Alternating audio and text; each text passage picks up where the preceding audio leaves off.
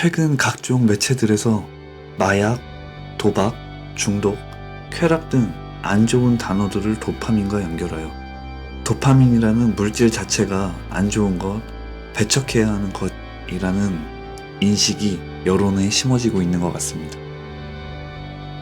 하지만 도파민은 나쁜 게 아닙니다. 도파민이라는 물질 자체가 나쁜 게 아니라 진짜 부자들, 진짜 성공한 사람들은 도파민을 좋은 물질이라고 생각을 하고 이것을 잘 활용해야 한다는 것을 알고 있습니다. 그러면 도파민을 어떻게 효율적으로 이용하는지 그 방법에 대해서 구체적으로 설명을 드리겠습니다. 안녕하세요. 이번 영상에서는 가바사와 시온의 당신의 뇌는 최적화를 원한다. 가바사와 시온은 일본의 정신과 의사로 각종 SNS를 통해서 의사의 관점에서 바라보는 심리학과 정신의학을 대중에게 쉽게 설명하는 일에 매진하고 있습니다.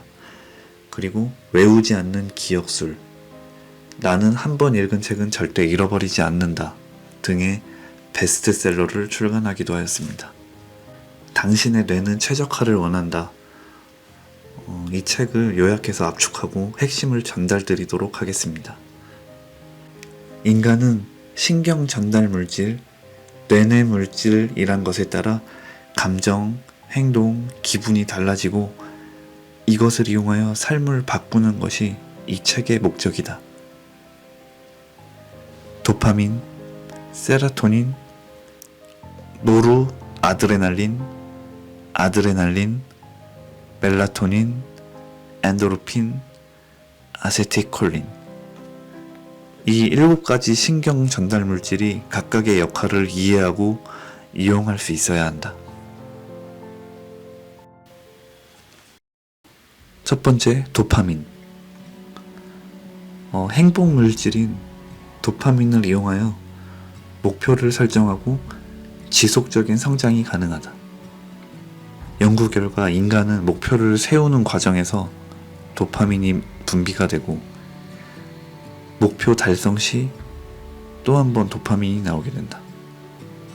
그리고 더 충격적인 사실은 목표를 세우는 과정에서 나오는 도파민의 양이 목표 달성할 때 나오는 도파민보다 훨씬 더 크다는 점이다. 여기서 도파민을 이용하여 목표를 세우고 성장해 나가는 구체적인 방법에 대해서 7가지로 설명을 하고 있습니다. 첫 번째, 목표를 세운다. 여기서 중요한 건 이 목표가 너무 허황되거나 너무 큰 미래에 내가 지금 당장 어떻게 할 수 없는 단계의 큰 목표를 세우는 게 아니라 지금 당장 할 수 있는 구체적이고 실현 가능한 세부 단계로 목표를 세워야 된다는 것입니다. 그리고 목표를 세웠으면 그 목표가 달성이 된 모습을 상상을 합니다. 그리고 목표를 글로 적었으면 그 글을 계속 가지고 다니면서 계속 봅니다. 그리고 그 목표를 달성하기 위한 행동, 그 행동 자체를 즐겁게 즐기면서 행동을 수행합니다. 그리고 목표가 달성이 되었다면 나에게 스스로 일련의 보상을 해줍니다. 그리고 또 다음 단계의 목표를 설정을 합니다. 그리고 목표를 세우고 보상까지의 단계를 사이클로 만들어 계속 반복을 하는 겁니다.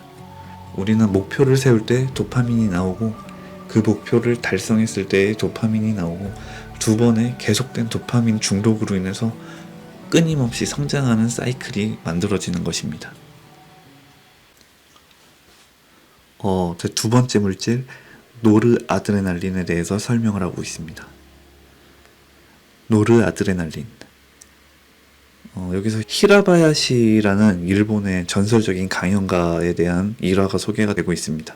전설의 히라바야시 선생의 강의 방식. 전설의 히라바야시 선생의 강의 방식은 강의 전반적으로 항상 미소를 띠고 온화한 분위기 속에서 강의가 이루어지는데 강의가 처음부터 끝까지 계속 이렇게 온화하게 진행되는 것이 아니라 중간중간에 엄청나게 화를 내며 버럭하는 순간이 찾아오게 됩니다. 이것을 통해서 청중들에게 집중력을 유도하고 청중들에게 특정한 내내 물질을 분비하도록 유도를 하는데, 이 내내 물질이 바로 노르아드레날린인 것입니다. 이 노르아드레날린은 이름에서부터 아드레날린이랑 비슷한 역할을 하는 거라고 유추를 해볼 수가 있는데요. 두 물질 모두 투쟁과 도피를 결정하는 상황에서 순발력과 집중력을 필요로 할 때 분비가 되는 물질입니다. 도파민은 장기적인 목표를 향해서 계속된 장기적인 집중력을 유도할 때 도파민이 활용이 되고, 단기적인 목표와 그 다음에 순간적인 기억력, 이런 것들은 노르아드레날린이 관장하게 됩니다. 노르아드레날린은 꾸짖음에 스트레스를 느끼는 것과 관련이 되었다. 하지만 과도한 스트레스 상에서는 노르아드레날린이 고갈되어 우울증 증상이 올 수도 있다. 스마트폰을 보며 일 생각을 하는 것만으로도 노르아드레날린이 나온다. 쉴 때에는 스마트폰을 끄고 확실하게 휴식을 하는 것이 좋다.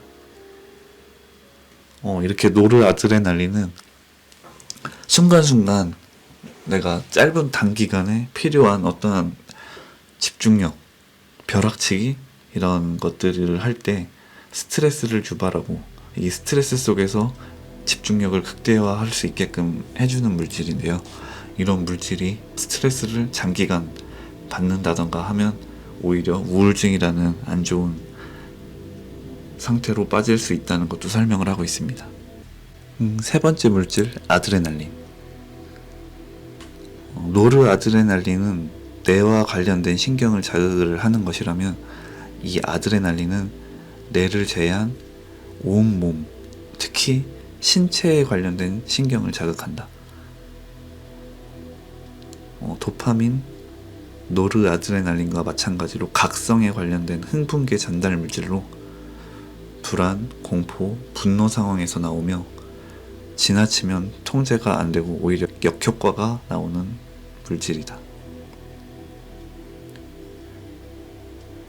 그래서 이 아드레날린도 켜고 끄는, 어떨 때는 나오게 하고 어떨 때는 안 나오게 하는 온오프가 중요한데, 낮에는 켜고 밤에는 꺼야 되는 것이다.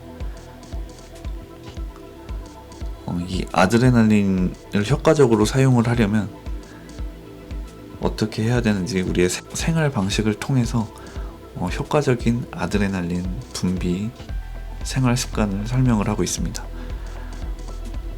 사람이 많은 곳은 피하고, 자극적인 영상, 40도씨 이상의 뜨거운 목욕이나 게임, 이러한 것들은 수면 전에 하지 않아야 한다. 밤에 하지 말아야 될 것들을 설명을 하고 있습니다. 네 번째, 세로토닌. 기분 전환과 관련된 물질로 좋은 기분으로 기상하거나 마음이 안정된 상태, 즉 시원한 각성 상태에서 일을 할 수 있게 해주는 물질입니다. 세로토닌은 도파민과 아드레날린의 균형을 만들어주는데, 세로토닌이 부족하게 되면 바짝 쪼라든 상태, 안절부절 못하는 상태가 된다. 도파민은 성취감에 의한 행복감이라면, 세로토닌은 평온함과 안정에 의한 행복감을 준다. 햇빛 쬐기, 리듬 운동, 특히 산책, 꼭꼭 씹기, 이런 행동이 세로토닌을 강화할 수 있는 방법이다. 아침밥을 꼭 챙겨 먹는 것과 오전의 뇌 상태를 고려하여 아침형 인간의 중요성을 설명하고 있다. 여러분이 아침에 깨어날 때 수면 상태에 약간 안 좋은 기분, 몽롱한 상태, 이러한 상태에서 상쾌한 상태로 기분 변화가 일어나게 해주는 물질이 세로토닌이라고 보시면 되는데요. 이 물질을 통하여 아침을 상쾌하게 만들고 오전에 최고의 뇌 상태를 경험할 수 있습니다. 그리고 이 물질이 잘 나올 수 있는 생활 습관도 설명을 해주고 있습니다. 다섯 번째, 멜라토닌. 수면과 관련된 뇌내 물질로 수면을 통한 회복과 항산화 효과를 만들어낸다. 멜라토닌은 오전에 만들어진 세라토닌과 비례하여 생성이 되므로 오전에 세라토닌을 충분하게 만들어내는 생활 습관, 생활 패턴을 가지는 것이 중요하다. 수면에 대한 조언. 침실은 어둡게 하고 수면 전에 형광등을 보지 않고 컴퓨터나 스마트폰 사용을 하지 않는다. 인간에게 수면이 굉장히 중요한 요소인데 이 수면에 관련해서도 조언을 하고 있습니다. 6번째, 아세틸콜린. 아세틸콜린은 창의력을 관장하는 뇌내물질이다. 알파파보다 낮은 주파수인 세타파 상태의 뇌파에서 창의적인 발상이 떠오르며 이것은 명상이나 렘 수면 등의 잠들기 직전의 상태이다. 멜라토닌과 마찬가지로 아세틸콜린도 수면과 관련이 있는 물질로 오전보다는 오후에 많이 분비가 된다. 아세틸콜린을 많이 생성하는 방법으로는 낮잠이 있고 이외에 새로운 호기심 갖기, 새로운 장소로 외출하기, 앉아서 손, 발 움직이기 등을 소개하고 있다. 그리고 4B라는 것도 소개를 하고 있는데요. 이 4B가 뭐냐면 창의적인 발상이 자주 떠오르는 공간을 소개하고 있습니다. 첫 번째 패스룸, 두 번째 바, 세 번째 베드룸, 네 번째 버스. 이렇게 4가지 공간에서 창의적인 발상이 자주 떠오른다고 하는데 여러분은 어떻게 느끼실지 모르겠습니다.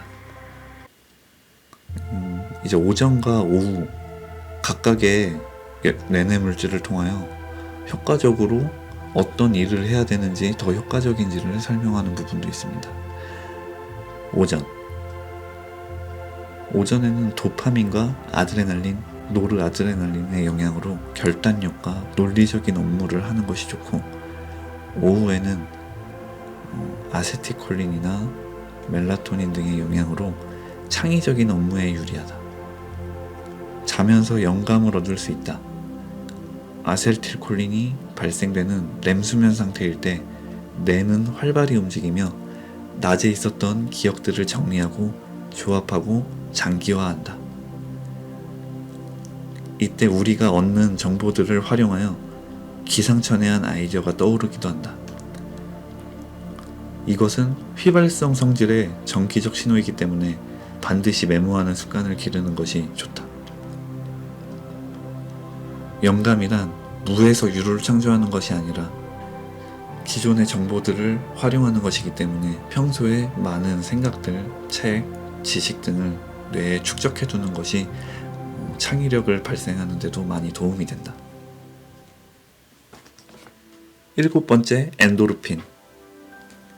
뇌내 마약이라고 불리는 물질로 극한의 스트레스 상황에서 이를 해소하기 위해 나오며 또한 심리적 평온한 상태에서도 나온다. 성냥팔이 소녀라는 동화에서 이 성냥팔이 소녀가 마지막 추위에 떨면서 죽기 직전에 자신이 가지고 있던 모든 성냥불을 켜고 그 성냥불의 불꽃에서 행복감을 느끼고 자신이 살아왔던 어떤 인생이 비춰지고 자신의 희망, 바라는 것들이 그 불빛에 비춰지면서 엄청난 행복감을 느끼면서 생을 마감하는 그러한 장면이 있는데, 그때 그 성냥팔이 소녀가 죽기 직전에 행복감을 느끼게 해주는 그 뇌내 물질이 엔도르핀이 나왔을 것이란 이야기가 있다. 리스너 하이라는 마라톤에서의 신체 극한의 상황, 매운 음식을 먹었을 때 나오는 기분, 뜨거운 물 목욕할 때, 한 가지 일에 집중할 때, 그 다음에 초콜릿을 먹을 때나 기름진 음식을 먹을 때 엔도르핀 분비에 효과가 있다. 엔도르핀이 분비될 때 기억력, 집중력, 상상력이 높아지고 이것은 플로우라는 몰입 상태를 경험하게 하는데 이것을 일상생활 및 업무에 이용하는 방법을 설명하고 있다. 1장에서 도파민과 마찬가지로 목표를 정하고 그것을 세분화하고 평가가 가능한 지표로 설정을 하고 표와 같은 형태로 체크리스트를 만들어준다. 이렇게 할 일 리스트를 만들어두는 것이 이 다음에 뭐하지? 라는 몰입이 깨지는 상태를 방지한다. 그리고 모든 일에 감사하는 것, 특히 실패에도 감사하는 것은 엔도르핀을 이용하여 기억력을 증가시켜 실패 상황의 교훈을 장기 기억시키는 것과도 관련이 있다. 지금까지 7가지 뇌내 물질에 대해 설명을 드렸는데요. 기존에 들어보셨던 익숙한 단어도 있으실 것이고 처음 보는 단어도 있으실 것인데요. 이 뇌과학과 관련한 약간은 의학 지식이 포함되어 있는 책이기 때문에 한 번에 이해가 안 되실 수 있으실 것 같습니다. 만약 한 번에 이해가 안 되신다면 영상을 반복해서 보시면 도움이 되실 거고 이 책 내용이 단순하게 뇌내 물질을 설명하는 것에 그치지 않고 뇌내 물질을 활용할 수 있는 우리의 생활 습관까지 가이드해주고 있는 책이기 때문에 실생활에 적용하기 참 좋게 구성이 되어 있습니다. 이 책 내용을 참고하셔서 실생활에 적용해서 삶을 더 나은 방향으로 변화시키는 데 도움이 되실 거라 생각이 됩니다. 다음 영상에서는 더 좋은 책으로 찾아오겠습니다. 감사합니다.